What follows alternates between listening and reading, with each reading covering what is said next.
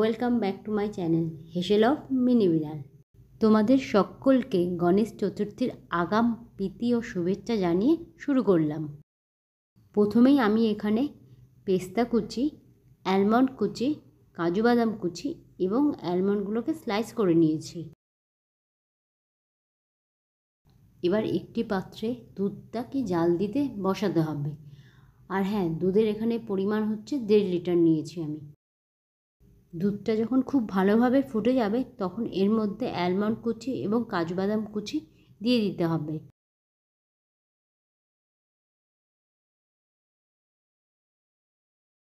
এবার দুধটাকে খুব ভালোভাবে নাড়াতে হবে এবং পাত্রের গায়ে যে সরগুলো লেগে আছে সেগুলোকেও ভালোভাবে একত্রিত করে দুধটাকে ঘন করতে দিতে হবে।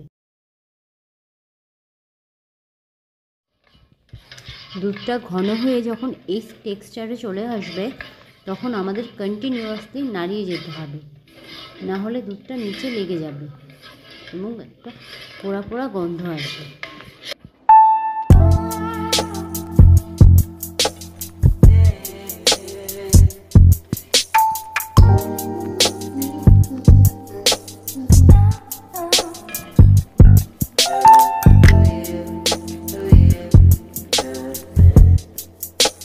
দুধটা যখন প্রায় খোয়াতে পরিণত হয়েছে তখন 3-4 ফোঁটা ঘি আমি এখানে অ্যাড করলাম এবং খুব ভালোভাবে নাড়িয়ে নিলাম। এই পর্যায়ে এসে খুব ভালোভাবে নাড়াতে হবে বেশ কিছুক্ষণ ধরে।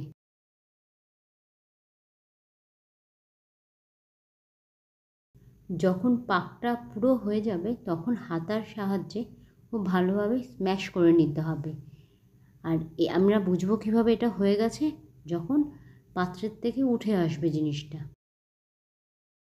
এবার পাক দেওয়া খোয়াটাকে একটি পাত্রে আমি নিয়ে নিয়েছি এবং হাতের তালুর সাহায্যে খুব ভালোভাবে স্ম্যাশ করতে হবে যাতে কোনো লাম্প না থাকে।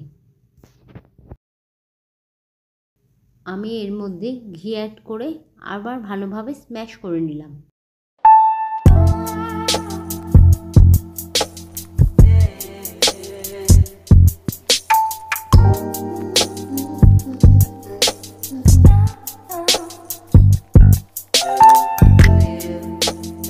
এবার আমি মোদক মোল্ডের মধ্যে কয়েক ফোঁটা ঘি নিয়ে মোল্ডটাকে পুরোটা মাখিয়ে নিলাম। যেহেতু আমার কাছে ঠাকুরের অয়েল ব্রাশটা ছিল না তাই আমি হাত দিয়েই মোল্ডে মাখিয়ে নিলাম ঘিটা। খোয়ার মণ্ড থেকে কিছুটা খোয়া মোল্ডের একটা পোর্শনে এবং কিছুটা খোয়া মোল্ডের আরেকটা পোর্শনে নিয়ে নিতে হবে। এবার মোদকটাকে খুব ভালোভাবে বন্ধ করে দিতে হবে এবং আঙ্গুলের সাহায্যে সাইডগুলো খুব ভালো করে চেপে দিতে হবে যাতে মোদকটা সেট হয়ে যায় এবং মাঝখানে আঙ্গুলের সহযোগে একটা হোল্ড করতে হবে।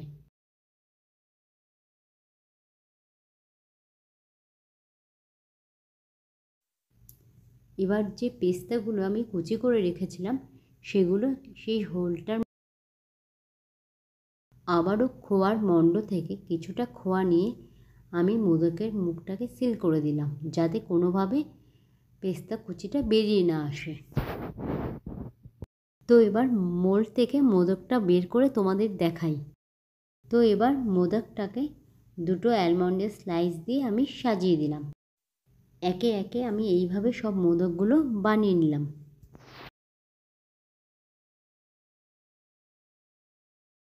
যার পুজোর জন্যে আমার এই মোদকের হাতে খড়ি তাকে এবং আরও যে মোদকগুলো বানিয়েছিলাম সরাসরি তোমাদের দেখিয়ে দিচ্ছি।